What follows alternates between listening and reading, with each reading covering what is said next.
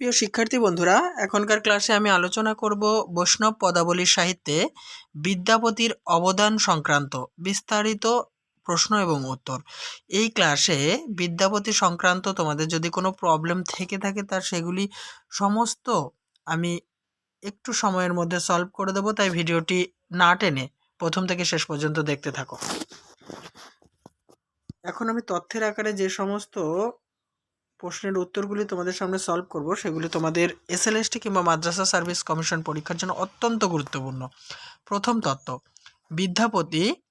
বিদ্যাপতি আনুমানিক 1380 খ্রিস্টাব্দে বিহারের দ্বারভাঙা জেলায় মধুবনী পরগনার বা মধুবনী মহকুমার অন্তর্গত বেশফি গ্রামে জন্মগ্রহণ করেন।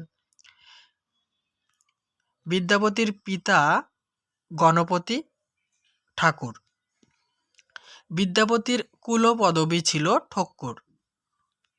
পরের তথ্য, চৈতন্য পূর্ব যুগে বিদ্যাপতি অবাঙালি কবি হলেও মিথিলায় যে সমস্ত বাঙালি শিক্ষার্থীরা লেখাপড়া করতে যেতেন বিদ্যাপতির পদগুলি তারা আত্মস্থ করে মুখস্থ বা মুগ্ধ হতেন এবং দেশে ফিরে সেই পদের চর্চা করতেন। এভাবে বিদ্যাপতি বাঙালি হয়ে উঠলেন বা বাঙালি কবি হয়ে উঠলেন। নেক্সট, বিদ্যাপতি সম্পর্কে খগেন্দ্রনাথ মিত্র যে উক্তিটি করেছেন অত্যন্ত তাৎপর্যপূর্ণ উক্তিটি। এখানে বলা হচ্ছে, বিদ্যাপতি যে মৈথিল লোকে তাহা একরূপ ভুলিয়াই গেল, বিদ্যাপতি অনেকের কাছে বাঙালি হইয়া দাঁড়াইলেন। পরের তথ্য, বিদ্যাপতি তার পদ রচনায় জয়দেবের গীতগোবিন্দ দ্বারা প্রভাবিত হয়েছিলেন। নেক্সট, বিদ্যাপতির বৈষ্ণব পদ বিশ্লেষণ করে তাকে কসমিক ইমাজিনেশন এর অধিকারী বলা হয়ে থাকে। নেক্সট তথ্য, বিদ্যাপতি মূলত শৃঙ্গার রসের কবি। বিদ্যাপতি ছিলেন মিথিলার রাজসভার কবি। নেক্সট, বিদ্যাপতি মূলত ব্রজবুলি ভাষায় পদ রচনা করেছেন। ব্রজবুলি হলো এক ধরনের মিশ্র ভাষা যা বাংলা, অসমিয়া, ওড়িয়া ভাষার সংমিশ্রণে সৃষ্টি হয়েছে। পরের তথ্য, রবীন্দ্রনাথ ঠাকুর ব্রজবুলি ভাষাতে ভানুসিংহ ঠাকুরের পদাবলী রচনা করেন। বিদ্যাপতি মূলত মাথুর, অফিসার এবং প্রার্থনা পর্যায়ের পদ রচনায় কৃতিত্ব দেখিয়েছেন। পরের তথ্য, বিদ্যাপতি রচিত কিছু হরপার্বতী বিষয়ক পদ মহেশবাণী নামে পরিচিত।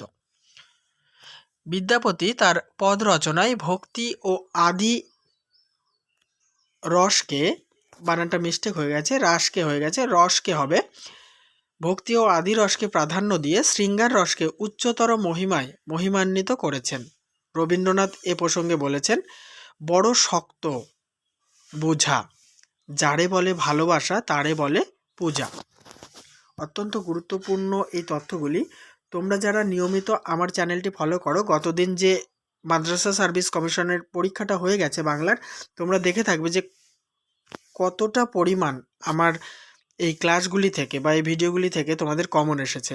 অত্যন্ত গুরুত্বপূর্ণ আমার ক্লাসগুলি এবং ভীষণভাবে কমন এসেছে, তোমরা মিলিয়ে নিতে পারো। তা এই জন্য বলছি, এসএলএসটি কিংবা মাদ্রাসা সার্ভিস কমিশন পরীক্ষার জন্য আমার চ্যানেলটিকে অবশ্যই সাবস্ক্রাইব করে রাখো, কারণ আমার এই খুঁটিয়ে যে প্রশ্নোত্তরের ক্লাসগুলি বা তথ্য সমন্বিত ক্লাসগুলি আমি তোমাদের সামনে তুলে ধরি, এগুলি 100% তোমরা পরীক্ষার হলে কমন পাবে। 16 নম্বর, বিদ্যাপতি মিথিলা রাজ পরিবারের একাধিক রাজার পৃষ্ঠপোষকতা লাভ করেছিলেন। সেই রাজাগুলির নাম এবং তার সৃষ্ট যে গ্রন্থগুলি সেগুলির একটা তালিকা এখানে দেওয়া হয়েছে। ভূ পরিক্রমা, এটা বিদ্যাপতি রচনা করেন 1400 খ্রিস্টাব্দে। এই ভূ পরিক্রমা যখন রচনা করেন সে সময় রাজা ছিলেন দেবসিংহ। পুরুষ পরীক্ষা 1410 খ্রিস্টাব্দে রচনা করা হয় শিবসিংহের পৃষ্ঠপোষকতায়। কীর্তি পতাকা 1400 খ্রিস্টাব্দে রচনা করা হয়, শিবসিংহ ছিলেন এর পৃষ্ঠপোষক। লিখনাবলী 1418, পুরাদিত্য এর পৃষ্ঠপোষকতা করেন। কীর্তিলতা 1402 খ্রিস্টাব্দে প্রকাশিত হয়, কীর্তিসিংহ এর পৃষ্ঠপোষক ছিলেন। আর এই কীর্তিলতা কিন্তু অবহট্ট ভাষায় রচিত। দান ভাক্যাবলী 1440 থেকে 1460 খ্রিস্টাব্দে রচিত হয়, নরসিংহ ছিলেন এর পৃষ্ঠপোষক। নেক্সট তথ্য, বিদ্যাপতি রচিত লিখনাবলী এবং পুরুষ পরীক্ষা গ্রন্থ দুটি স্মৃতিমূলক গ্রন্থ। শারদাচরণ মিত্র 1285 বঙ্গাব্দে বিদ্যাপতির পদাবলী প্রকাশ করেন। বিদ্যাপতির পদ আস্বাদন করে স্বয়ং চৈতন্যদেব মোহিত হতেন বা আনন্দ পেতেন, তার প্রমাণ কিন্তু চৈতন্য চরিতামৃত গ্রন্থে পাওয়া যায়। নেক্সট তথ্য, এটা 20 নম্বর হবে, 19 হয়ে গেছে। বৈষ্ণব পদকর্তা বিদ্যাপতিকে মৈথিল কোকিল বলে অভিহিত করেছেন রাজকৃষ্ণ মুখোপাধ্যায়। তাহলে রাজকৃষ্ণ মুখোপাধ্যায় বিদ্যাপতিকে মৈথিল কোকিল আখ্যা দিয়েছেন। শঙ্করী প্রসাদ বসু বিদ্যাপতিকে কবি সার্বভৌম বলেছেন। বিদ্যাপতিকে অভিনব জয়দেব আখ্যা দিয়েছেন শিবসিংহ। কবি বিদ্যাপতি তার কীর্তিলতা কাব্যে নিজেই নিজেকে হেলন কবি বলে অভিহিত করেছেন। নেক্সট, শৈব সর্বস্বহার, গঙ্গা বাক্যাবলী, দান বাক্যাবলী ও দুর্গাভক্তি তরঙ্গিনী বিদ্যাপতি রচিত এই গ্রন্থগুলি সংস্কৃততে লেখা। নেক্সট, বিদ্যাপতি একজন সংস্কৃতজ্ঞ পণ্ডিত এবং মিথিলার বিখ্যাত কবি ছিলেন। তিনি মৈথিলি ভাষাতে বেশিরভাগ পদ রচনা করেছেন, তাই তাকে মৈথিল কোকিল বলা হয়ে থাকে। রাধা চরিত্র নির্মাণে ভাষারীতি, ছন্দরীতি, অলঙ্কার প্রয়োগে বিদ্যাপতির কাব্যে কবি জয়দেবের প্রভাব লক্ষ্য করা যায়, তাই বিদ্যাপতিকে অভিনব জয়দেব বলা হয়ে থাকে। পরের তথ্য, বিদ্যাপতি আনুমানিক 80 বছর বেঁচে ছিলেন। সপ্তদশ শতাব্দীতে এক বাঙালি বৈষ্ণব কবি ছোট বিদ্যাপতি নামে এবং চম্পতি নামে ওড়িয়া কবি বিদ্যাপতির আদর্শে পদ রচনা করেন। বিদ্যাপতি আনুমানিক পঞ্চদশ শতকের মধ্যভাগ অর্থাৎ 1460 খ্রিস্টাব্দে পরলোক গমন করেন। বিদ্যাপতি রাজসভার কবি, তাই তার কাব্যে মণ্ডন কলা, এটা দন্তন্য হবে, মণ্ডল হয়ে গেছে, দন্তন্য মিস্টেক হয়ে গেছে, সরি, মণ্ডন কলা ও শৃঙ্গার রসের প্রাধান্য লক্ষ্য করা যায়। তার রাধা অল্পে অল্পে বিকশিত ও মুকলিত, বিরহের মধ্যেও সে ঐশ্বর্যমণ্ডিত। এবারে বিদ্যাপতি রচিত কয়েকটি পদ তোমাদের সামনে তুলে ধরবো, যা অত্যন্ত গুরুত্বপূর্ণ। তা তল সৈকত বাড়িবিন্দু সম, সুতমিত রমণী সমাজে, এটি প্রার্থনা পর্যায়ের পদ। নেক্সট, এ সখী হামারি দুঃখক নাহি ওর, কিংবা দুঃখের নাহি ওর, এ ভরা বাদর মাহ ভাদর শূন্য মন্দির মোর। পরের পদ, শীতের ওড়নি পিয়া গিরিশের বা, বরিশার ছত্র পিয়া দড়িয়া না। বরিশার বানানে দন্ত সয়াকার হবে না, ওটা মূর্ধন্য সয়াকার হবে। কি কহব রে সখী আনন্দ ওর, চিরদিন মাধব মন্দিরে মোর।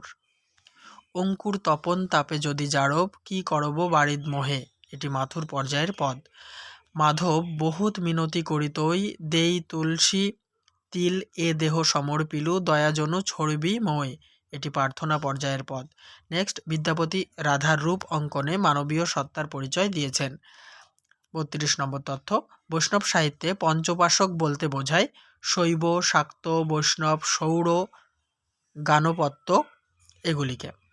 বিদ্যাপতি রচিত আরও কয়েকটি গ্রন্থের নাম তোমাদের বলি। গঙ্গা বাক্যাবলী, এটি 1430 থেকে 1440 খ্রিস্টাব্দের মধ্যে রচিত হয়। পৃষ্ঠপোষকতা করেন পদ্মসিংহ ও বিশ্বাস দেবী। বিভাগ সার 1440 থেকে 1460 খ্রিস্টাব্দে রচনা করেন, এর পৃষ্ঠপোষক ছিলেন নরসিংহ ও ধীরমতি। দুর্গাভক্তি তরঙ্গিনী 1440 থেকে 1460 খ্রিস্টাব্দে প্রকাশিত হয়, পৃষ্ঠপোষক ভৈরব সিংহ। তাহলে বন্ধুরা, এই আলোচনার সঙ্গে সঙ্গে বিদ্যাপতি থেকে একদম খুঁটিয়ে গুরুত্বপূর্ণ তথ্যগুলি তোমাদের সামনে উপস্থাপন করলাম। আশা করছি তোমাদের 100% উপকারে আসবে। অবশ্যই ভিডিওতে লাইক, কমেন্ট এবং শেয়ার করো। চ্যানেলটিতে নতুন হলে সাবস্ক্রাইব করে অল করে দিও।